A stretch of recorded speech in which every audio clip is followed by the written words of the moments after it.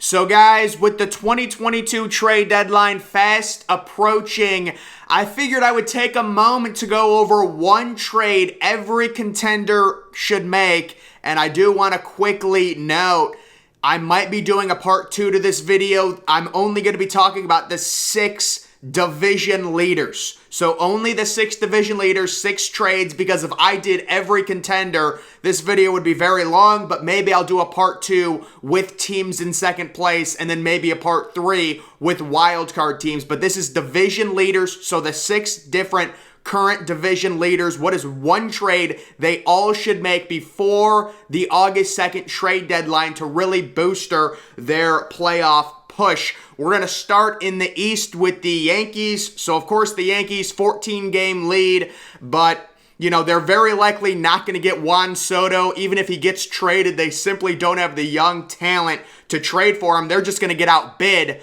I would 1,000% target Luis Castillo. He's under contract next year as well. And if I'm the Yankees, I have one goal. Try and trade for Castillo without giving up Austin Wells, Dominguez, or Volpe. If you can do that, you guys can see this was a very popular mock trade. You are giving up Peraza. You're giving up a good young pitching prospect. But if you're the Yankees, you love this idea. And if I'm Cashman, the 3 guys I'm hoping the price may get driven up. You may actually have to overpay for Castillo because he's been pitching so well recently and starting pitching is such a big need. But if you can get him without giving up Dominguez, Volpe, and Wells, that's a home run if you're the Yankees. You get him this year, this playoff run, and next year, cheap, affordable. A 1-2 with him and Garrett Cole over the next year and a half is amazing, especially with the recent situation, Severino being shut down for 2 weeks. You don't know what you're going to get out of him. He hadn't pitched in 2 years. He came back. He pitched well. Now he's getting shut down. You need pitching help desperately. A lot of these guys, Nestor Cortes, he hasn't thrown this many innings in his career. They're going to get tired. You need to booster the rotation. You need a legitimate stud. This is the number 1 pitcher at the deadline that you may have to overpay for him. The number 1, I would not give up Volpe for him. But other than that, if you have to give up Dominguez, you have to give up Dominguez. You have to get this guy. If you're the Yankees, there's one move you have to make. I would go with Castillo. And then also the other thing I would do if I'm the Yankees is trade for Whit Merrifield. I think Whit Merrifield is a way better option than Ian Happ. Merrifield, if you actually look at his numbers, he had a horrible April, May, and June. He's like a 260 hitter. He plays everywhere, very versatile defender. There is the issue with, him not getting the shot, but I wouldn't, make that, that's not a make it or break it type thing. Merrifield also is under contract next year, very cheap. You're getting him for pennies on the dollar. So those would be the 2 moves I would make if I was the Yankees. But this has to be the number 1 target for the New York Yankees, even though they are 14 games up. In a perfect, world, Severino never gets hurt. You still make this trade, and you instill a 6-man rotation in the month of August. That would have been a perfect world, because then you could give Cole more rest, Tyone, although Tyone won't be part of the playoff rotation, but you want to give these guys more rest. You have a massive lead. A lot of these guys haven't pitched this many innings, so I would 100% do this deal. It's probably going to get bid up to where you're going to have to give up one of those 3 prospects I was talking about. The only guy I would say absolutely not is Volpe. The only person I would trade Volpe for, unless another major player got on the market, is Juan Soto. Personally, the next team we're going to be talking about, the AL Central leaders, so the Minnesota Twins, kind of in an awkward spot. They got Carlos Correa on that weird 3-year contract, but he can actually be a free agent after this year, and many people speculated when he signed that contract he was going to be traded at the deadline. Well, the Twins are in first place. You're in a division where the White Sox have struggled. The Guardians are a very young team. They've got some talent, but they're the youngest team in the MLB. This is a trade. You're not going all in. I don't think the Twins want to go all in. You're trading for Noah Syndergaard. He's pitched decently with the Angels. He's stayed healthy. He's a guy that can booster the rotation, give you a few quality starts down the stretch. But I think it's going to be a more tame trade deadline for the Twins, in my opinion, personally. They are in first place in the AL Central. They certainly could win the division. I mean, I think the White Sox are going to kick it into gear and win the division. They've got too much talent compared to the Twins and Guardians, but you're the Twins, you're in first place, you're not selling. It is tough because maybe in the long run, if Correa leaves you this offseason, it would have been better if you just would have sold him. Because really, you can't sell him right now because you're in first place, but it's a tough situation to be in because Correa leaves this offseason for nothing. You get bounced in the first round by the Yankees or Astros or whoever. This is the problem with being in a really bad division. It kind of overrates your team. Should the Twins really be buying? I mean, would they have this record if they weren't facing AL Central teams every other series? I don't know. But they do have this record, and I think they're going to do something really small, like trading for a kind of a high upside pitcher, giving up very few, relief prospects to the Angels in this trade. So that's a trade the Twins should make. Next, it's the Astros. And guys, I don't think this is realistic, I'll be honest with you. But Wilson Contreras makes too much sense to me on the Astros. And here you're getting Ian Happ and Contreras. Now you look and you see his value is only worth 9.5. You wonder why that is. That's because he's a free agent after this year. So he's not going to have a ton of value. He's due a new deal. He's had a great season. He was in the starting lineup last night for the NL. The Astros get basically nothing out of their catching position. With Maldonado, they mainly focus on defense, but I do think it would behoove them to add an offensive threat at the catcher position. And then this is them also getting Ian Happ, who has a year and a half left on his deal. Personally, I'm not the biggest Ian Happ fan.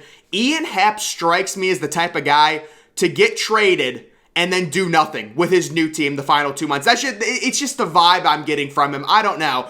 He's been good. He's got a really good OPS, like 840 or whatever. And in this trade, I think you would have to give up more.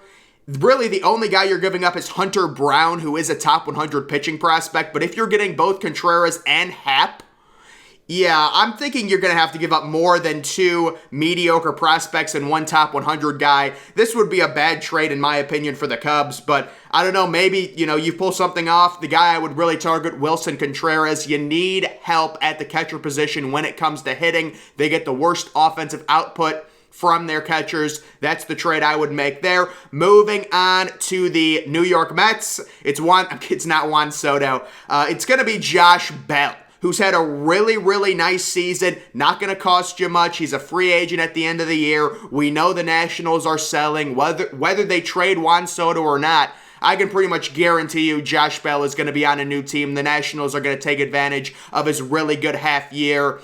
Did Josh Bell not make the All-Star game? I don't think he did. But if you're the Mets, you really wouldn't have to give up too much here. You're in first place by 2.5 games. You're hoping you're getting DeGrom back for much of the second half. You've already dealt with the Max Scherzer injury, and you're still in first place by 2.5 games. Now, the Braves are good, but I think the Mets end up winning this division as long as DeGrom comes back. Add an offensive player who's having a career year in Josh Bell.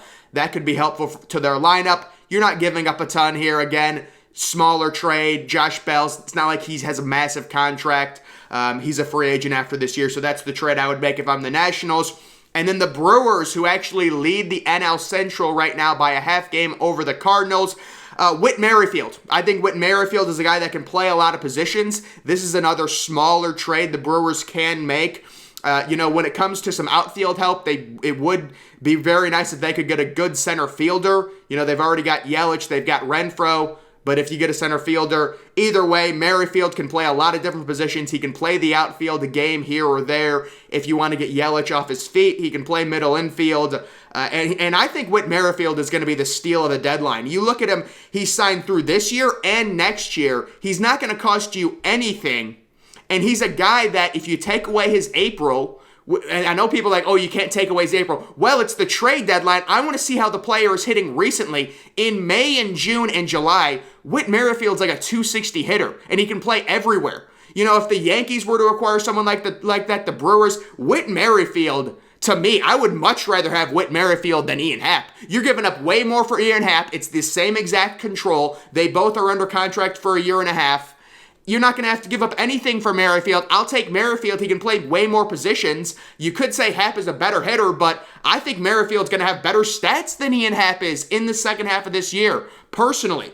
So Whit Merrifield is a guy that should be wanted. If the Brewers can get him, he can play a ton of positions, be a utility guy, probably hit 260 or 270 with his track record and how he's been hitting recently.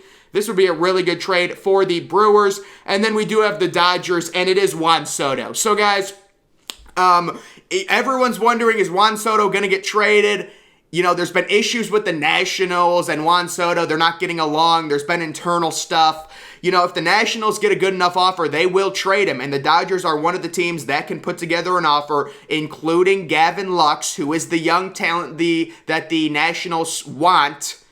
For Juan Soto. You can take a look at this trade. You've got 4 top prospects and Gavin Lux. If you are the Dodgers, these are the type of trades you make. You have room to get him. You could have 3 mega contracts after this. Freddie Freeman, who really doesn't even have that major of a contract. Freddie Freeman's contract is actually a really good deal for the Dodgers. It's a net positive contract, which is so rare when you're paying a guy over $20 million through his age, 33, 34 season. It's still a net positive contract. That's one of the things the Yankees really have a problem with. Giancarlo Stanton's contract is horrible. Garrett Cole's contract is horrible. If they pay Aaron Judge, his contract is going to be horrible. But a team like the Dodgers, yeah, they've got a lot of money, but they just spend it way smarter. Trading for Juan Soto, give Juan Soto a 10-year deal. You're fine with paying Juan Soto $39 million at his age 32, age 33 season. Now, personally, I think it could be even better because I think Juan Soto is probably only going to want a 7-year deal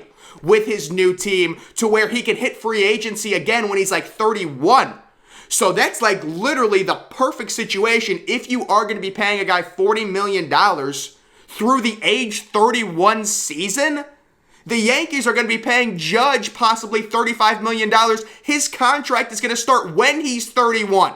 Think about how crazy that is. So this is why, the Dodgers fans are like, I want to keep the prospects. It's so stupid. If you can get Juan Soto, get him re-signed at his age, you do it. You give up your 4 top prospects. You give up Gavin Lux, who's a good player. He's batting 9th for your team. You trade for Juan Soto, and you make it work. Yes, you've got bullpen issues, but you can still get a trade for 2 or 3 arms while you don't have to give up top prospects for bullpen pieces. This is the guy you give up top prospects for, you re-sign, and you've got a big 3 of Freeman, Juan Soto, and Mookie Betts. That's what I would do if I'm the Dodgers. Also, Trey Turner is going to be a free agent. Yeah, you're not going to be able to afford Trey Turner, but, it's Juan Soto. How many Nationals are they going to trade for? They got Trey Turner, Scherzer last year, and now maybe Soto. So we'll see if Soto gets traded. The Dodgers and the Cardinals, to me, would be the 2 teams that could offer the most and would make the most sense in terms of an actual trade for Juan Soto.